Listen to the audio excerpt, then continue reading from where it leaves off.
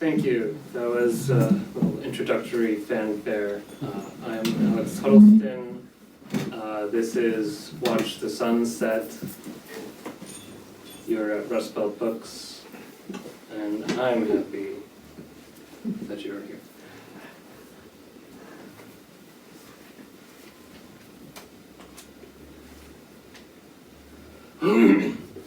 This next piece is called Manifesto.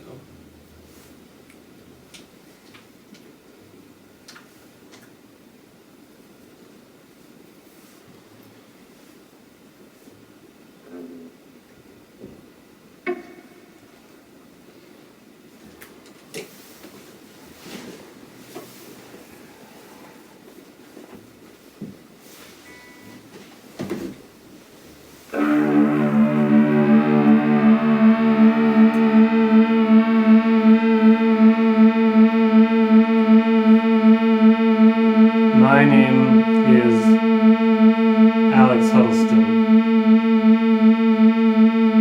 I am reading you a text called Manifesto. It is a text in 4 parts. This is the first part. As I read the text to you now, I am also recording it. I will record each of the 4 parts as I read them. After the 4th part has been read, I will then play the 4 recordings at the same time.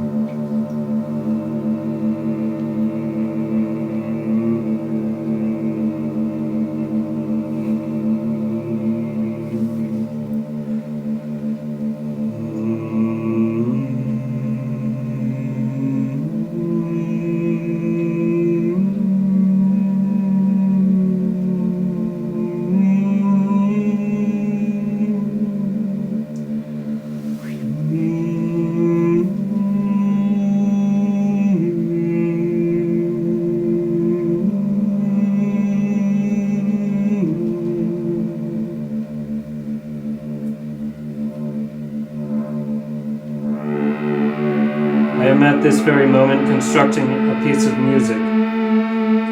That piece of music is called Manifesto.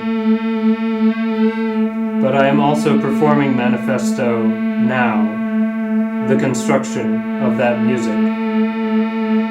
Making this what I'm doing right now, although I am simply explaining myself in plain English, a musical performance as well. As I speak, imagine the result of this process. Imagine the gaps I leave between words occupied by another part of the piece that you have not yet heard. Imagine perhaps that when I hummed a little tune a moment ago, and I hummed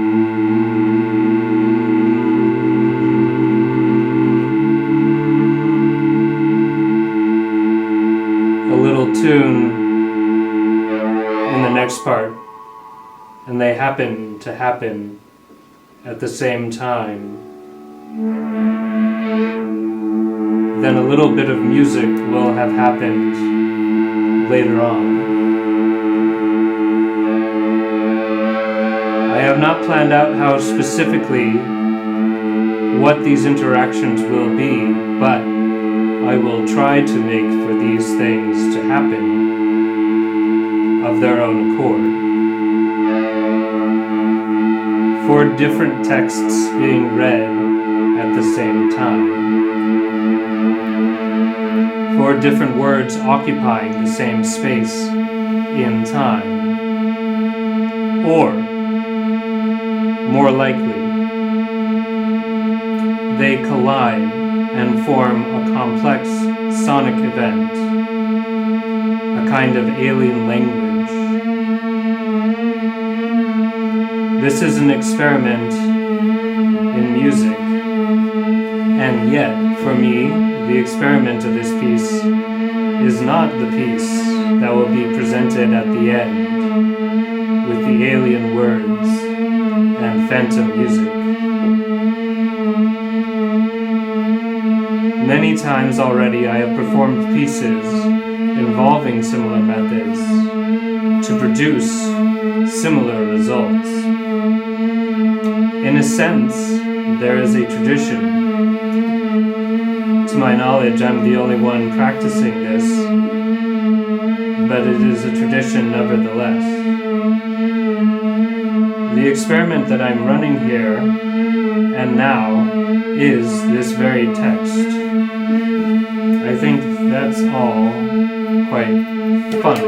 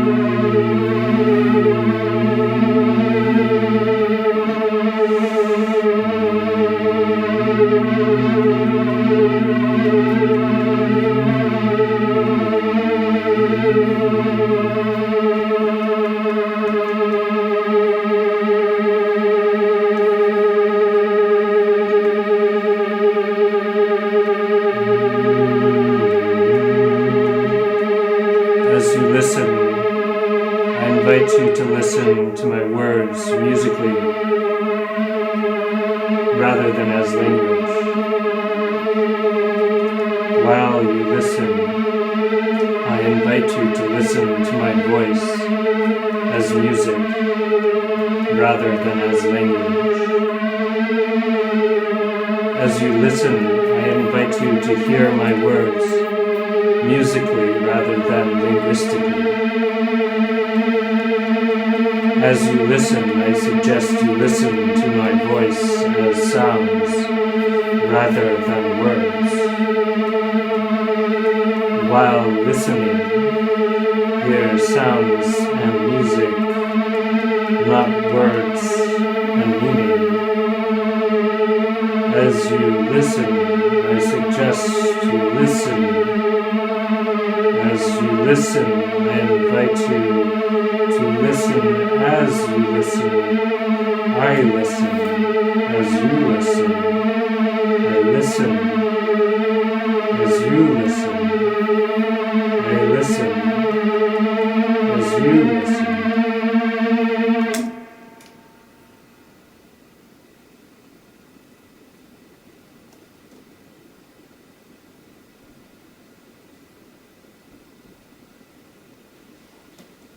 But when hearing words, one hears meaning, and meaning offers surrounding and grounding mounds of loud masses on grasses and mounds on ground surrounding meaning.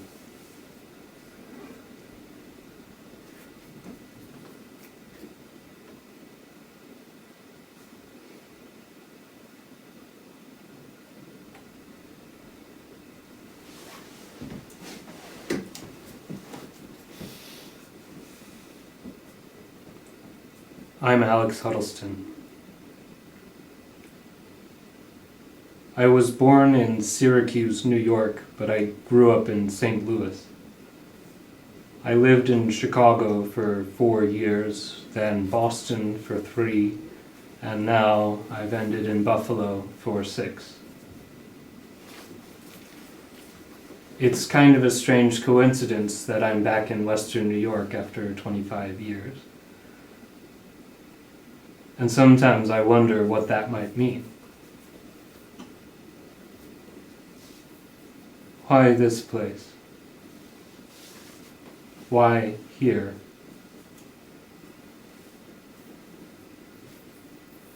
I then wonder what kind of answer would satisfy that question.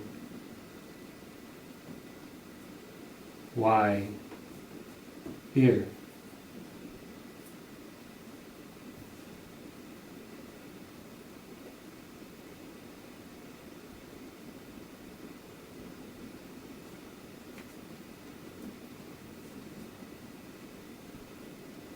The general memory I have saved of life as lived retains its explanatory propulsion, without remission in enclaves of staves on graves in position.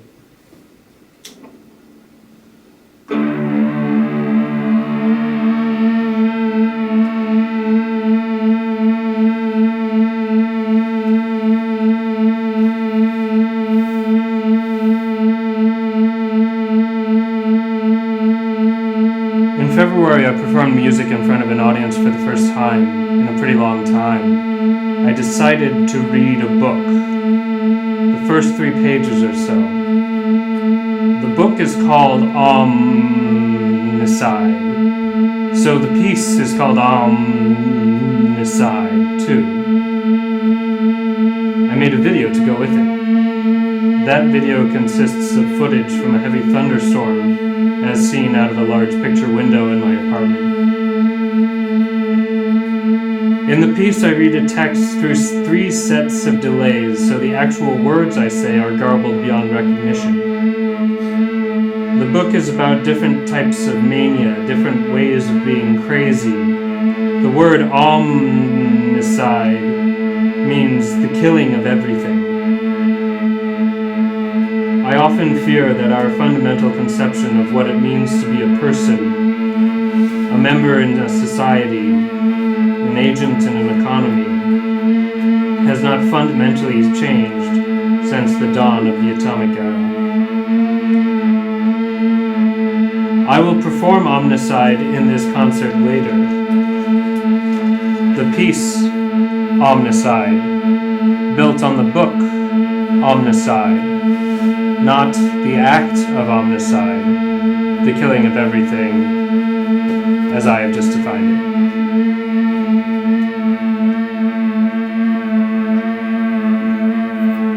The general memory I have saved of life as lived retains its explanatory position without remission in enclaves of staves on graves in position.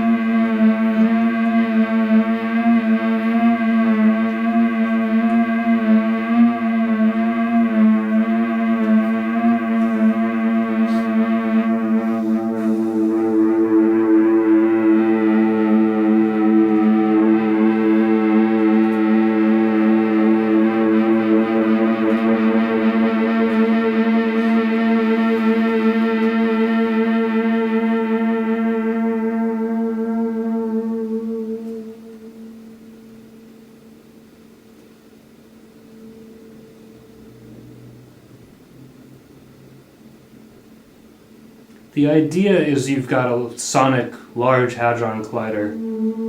All these different forms of crazy sounds bashing, crashing, and flashing against each other, and whatever will come out of that has basically nothing to do with me. There's so many random elements at play that there's no way to tell what it's going to sound like in the small details. I guess a problem, though, is that it can all blend a little too well. My goal is to perform the piece such that it goes beyond the basic premise of the piece.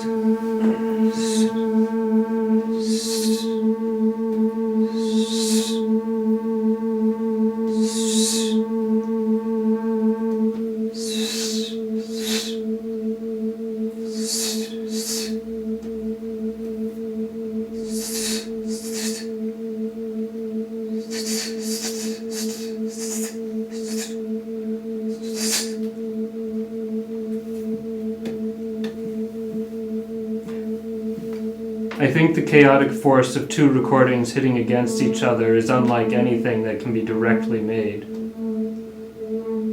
My goal in Omnicide, and my goal with this piece, Manifesto, that I'm performing and constructing right now, that will have been heard and will be heard later, is to directly make that chaotic force of 2 recordings hitting each other.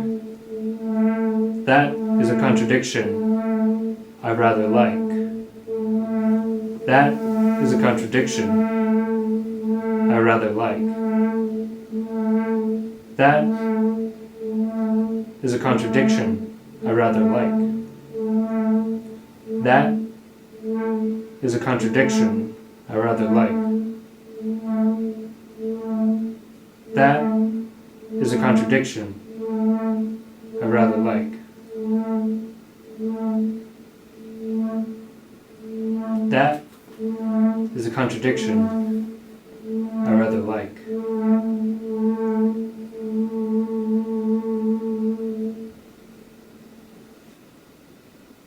The general memory I have saved of life as lived retains its explanatory position without remission in enclaves of staves on graves in position.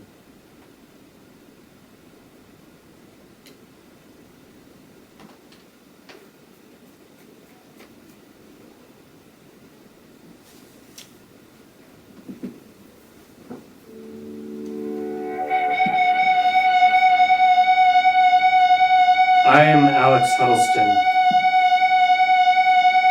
It's kind of funny the way I've internalized a lot of the structures of classical music, even though I don't think anyone hears classical music in my music the way I do my music as compared to classical music. Even though I don't think I really like a lot of classical music anymore.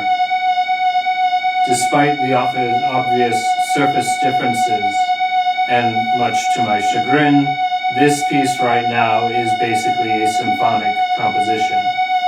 There are 4 parts, and that tracks perfectly with a classical symphony, which typically has 4 movements, 4 discrete musical statements that all hang together and balance one another.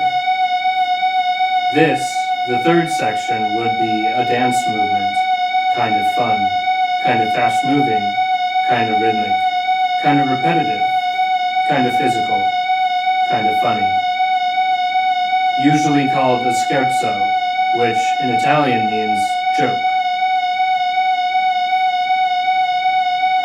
The one before this would be the slow movement if we continue the comparison with the symphonic form.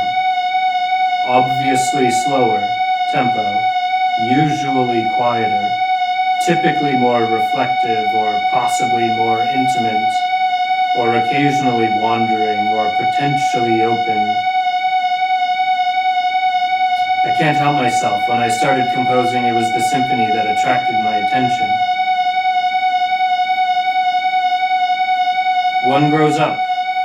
One sees the limitations of incomplete knowledge and tries to fill the gaps. One moves on to other things.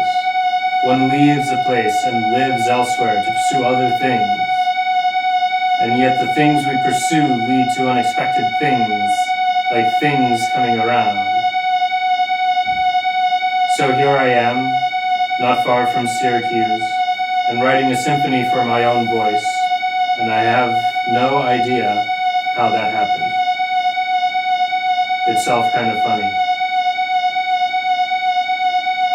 It's also funny that these will be overlaid and combined in the recording to come. That combined texture can be understood as essentially a 4-part harmony, which is the basic paradigm in classical music. If you want to think of this whole exercise as a symphony, you are welcome to. But you don't have to.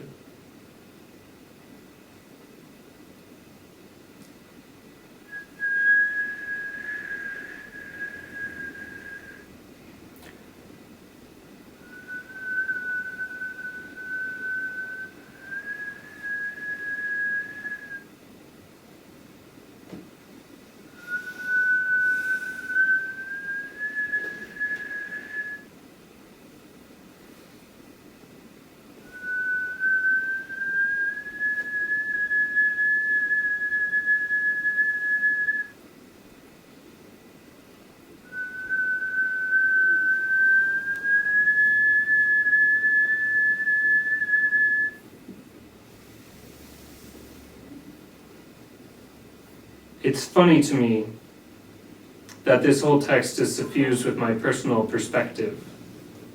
The word I has already been said so many times that, frankly, I think it's embarrassing. So there's another layer here. The 4 parts corresponding to the grand symphonic tradition involves a first-person perspective. I see this, I want that, I do this, I think that. And the whole point is for all these distinct first-person perspectives to be destroyed in the process of overlaying them. I'm literally trying to destroy myself and therefore redeem myself through art.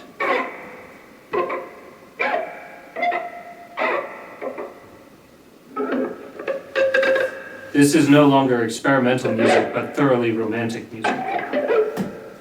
It's all just right there, completely on the surface, functioning of this piece. The literal surface is this dynamic taking place. A lot of things are funny. There's a formulation from Nietzsche about Greek drama that tragedy was first and comedy came second.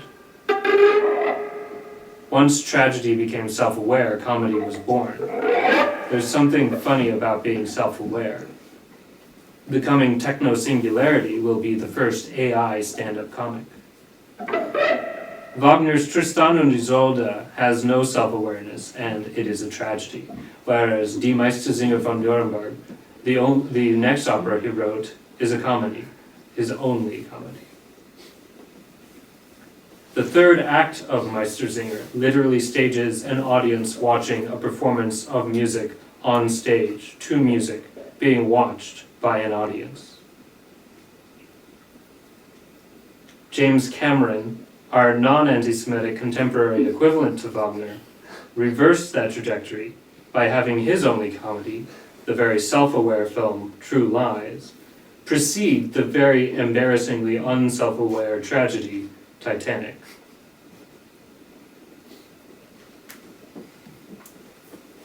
The Cameron-Wagner thing is one of those crazy bits I go on. I think my friends must just grin and bear it. For a while there, it was all about Kanye.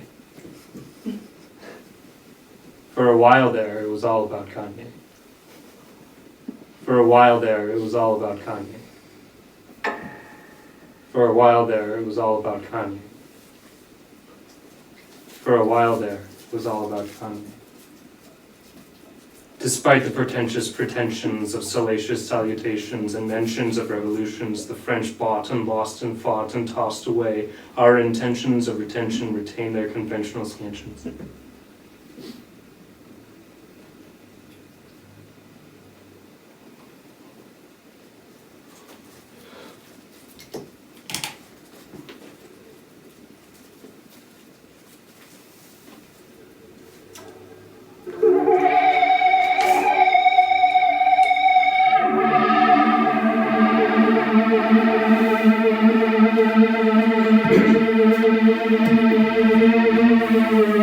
You are sitting in a room as I have been recording the previous portions of this piece, Manifesto.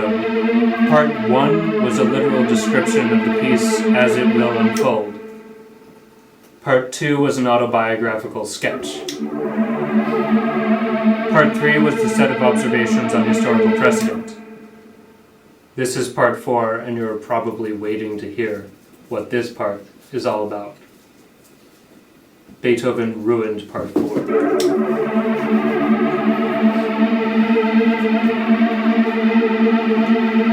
You are no doubt aware that the way I have been stylizing the performance is in order to make certain intersections happen when the piece happens.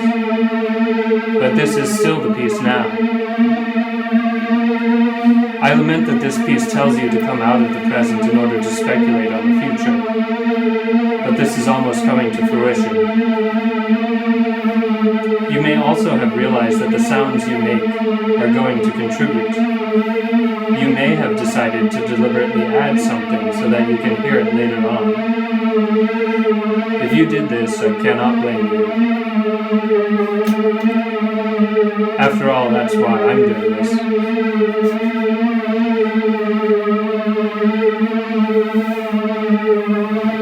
Displacing the effacement and placement without within, effacement portends a space, a place, a face, and disgrace.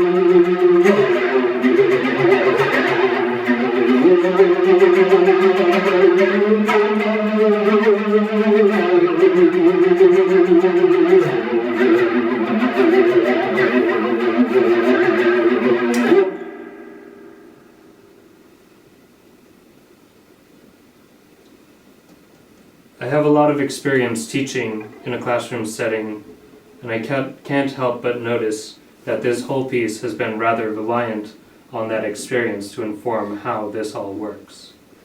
I am here reading a text, and how different is that from delivering a lecture, all things considered? Especially given the fact that the text is an explanatory thing. The thing is explaining its thingness. I have made a visual aid and I'm projecting it on the wall for you. Worst of all is this: I have put you all in the position of students. Of all the embarrassing things to realize about this piece, this is the worst. This is the worst. This is the worst. This is the worst. This is the worst. This is the worst. This is the worst.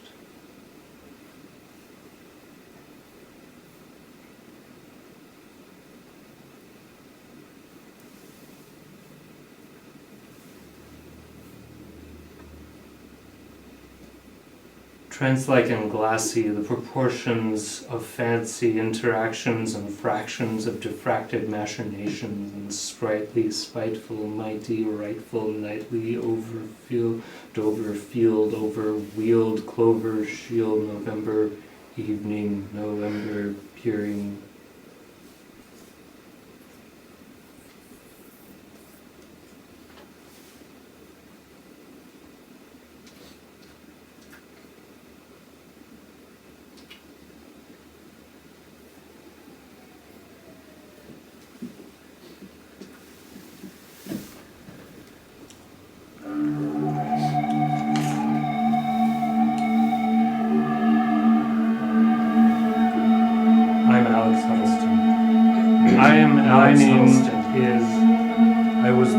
You are sitting in a room as I have been recording the previous portions of this piece, Manifesto. Part 1 was a literal description of the piece as it is a text in 4 parts.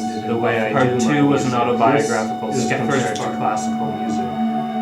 Part 3 was a set of observations of historical precedents. As I read the text to you now, this is part 4. Despite the obvious surface difference, I will record each of the 4 parts as I read each grin. This piece right now, after the 4th part has been read, I will then play the 4 recorded 4 parts. And that you are no doubt aware that the way I have been stylizing the performance typically is in order to make certain intersections happen for discrete when the piece happens, that all hang together. But this is still the piece now.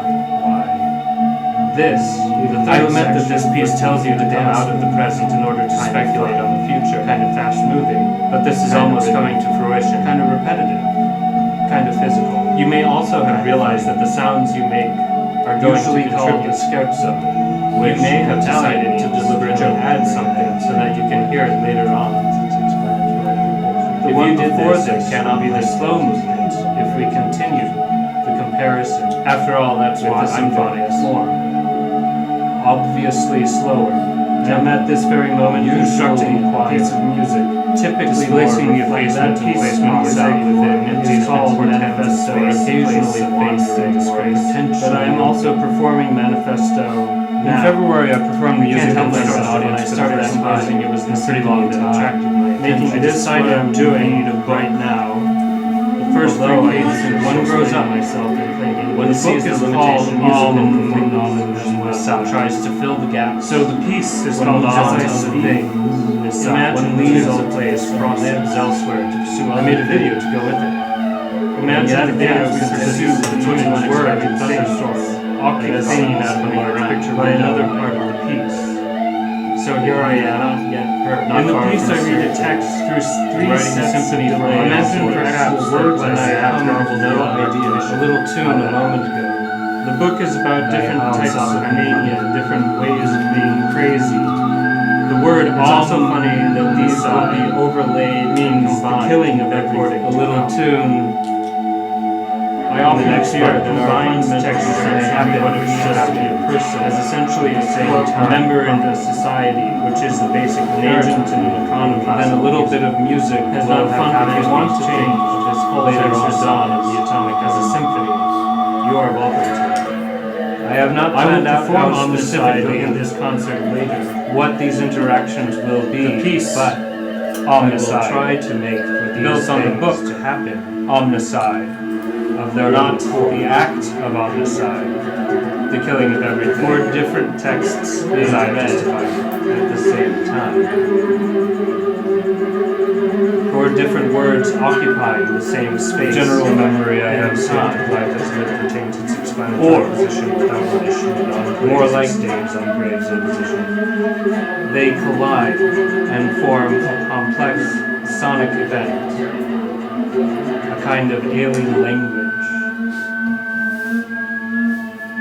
This is an experiment in music. I have a lot of experience teaching, and yet, for me, the experiment of this piece, funny to me, is not as piece that the soundtrack presented at the end, very perspective form, with the alien word. The word I have already using so many times that how different is that from delivering a lecture? I think it's embarrassing. Many times already I have performed pieces. So there's another layer involving four parts corresponding to the grand reducing similar involves a first person perspective. You've got in a sense large as a tradition. I think that all these different forms my knowledge and the all practicing against each other too.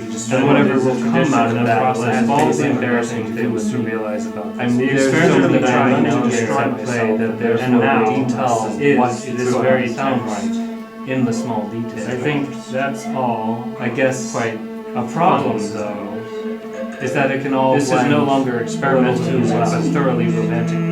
My goal is it's all just right there, such that it goes beyond the basic premise of this piece. The literal surface is this dynamic taking place. A lot of things are funny.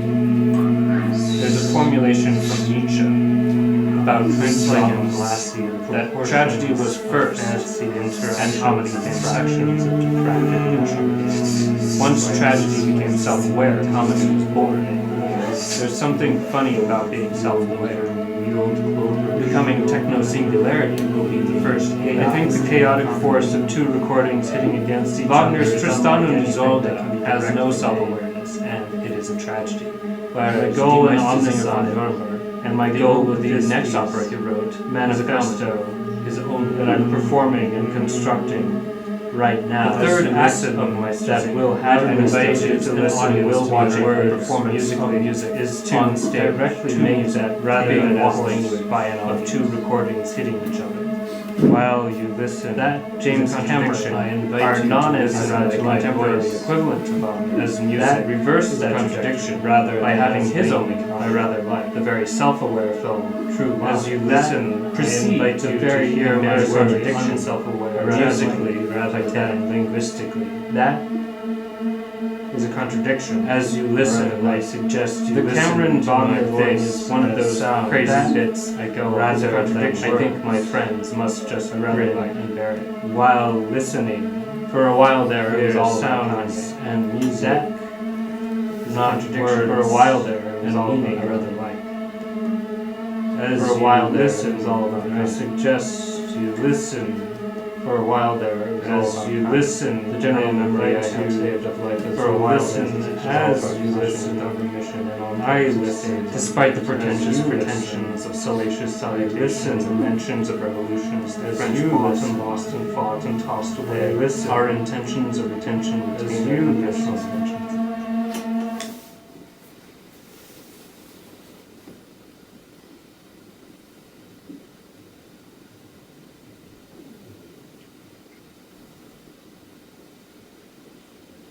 But when hearing words, one hears meaning, and meaning offers surrounding and grounding mounds of loud, loud masses on grasses and mounds on ground surrounding meaning.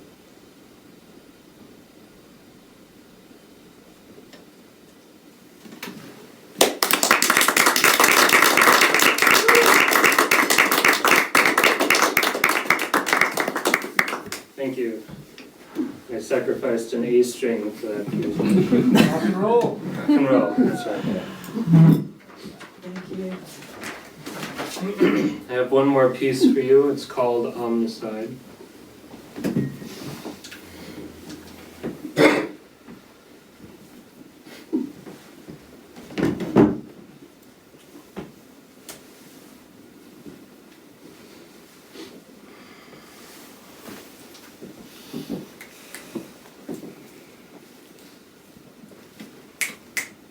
Hello.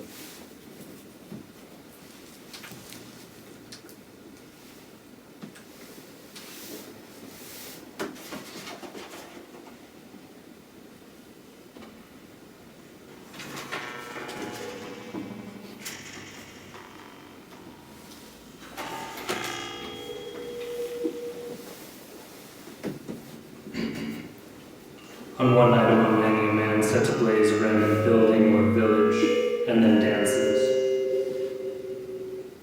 What persuaded this implausible design into incarnated possibility, to become the exclusive signature of his touch? Another convenes a militia or a cult legion donning long robes of self-deification.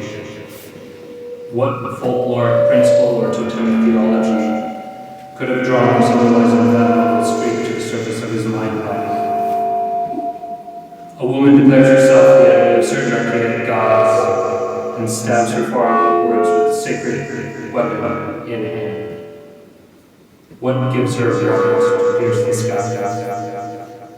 These questions must be answered for everyone's sake. They must be approached through a detailed practical of meaning, then willed toward inflection, gestation, and incision. Omnicide, the killing of everything. What kind of miniaturist and champion would lead someone to end the world?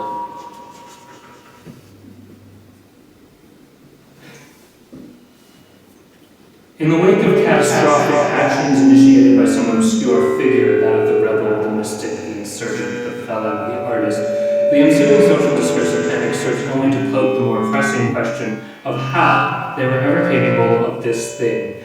How, not in the scandalized moral sense, but in the pedestrian sense of an accomplished inevitability, how they do the damn thing. What words or impulses effectuated the vital task at hand. We must therefore start by compiling an inventory of incandescent delusions, the personal derangements, myths, stories, and legends one must tell oneself in order to become a dangerous phenomenon.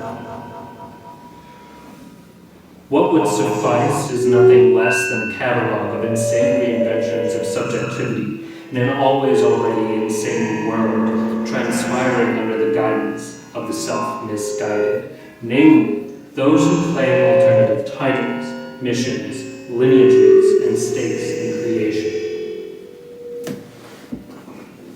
Here must converge all the most perilous narrations and genealogies of self that would transform a man or woman into an ornament, an improvised explosive device, all the careful manipulations of consciousness that furnish the precise basis for a philosophical license to violate.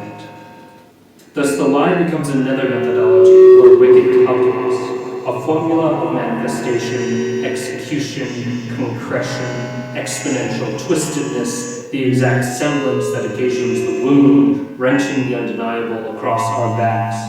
Whatever justification works, whatever hypnotic turn gets things done. For this, we must learn to make fluid the otherwise rigid metrics of the indisputable. You can't argue with results, as the old saying goes. We seek an archive to aid us in examining how one convinces oneself to assume otherwise, to study the deceptive architecture of thought that one must build around one's self-image in order to become a deviant or threatening grain of sand. Hypocrite, charlatan, identity surrendered to the most powerful untruths, the mesmerizing costume that perception must wear in order to overthrow the regime of an inherited existence. Individual fiction versus universal fiction. Half sorcerer, half irony. We might call this process a becoming unreal. Modernity itself, upon entering the age of simulation, has seemingly opened the Pandora's box, laying us prone to being devoured, as it were, by humans become visions, figments of the twice unthinkable. As a consequence, aerial cosmologies alone will suffice hereafter, those of breath, wind, European smoke. This is the new theater of war, amidst the fabrication of delicious sublimities. No longer the warlord who becomes a nightmare, but rather the nightmare that becomes the warlord. Wrath of abstraction, millenarian gasp. The right fable is enough to place all.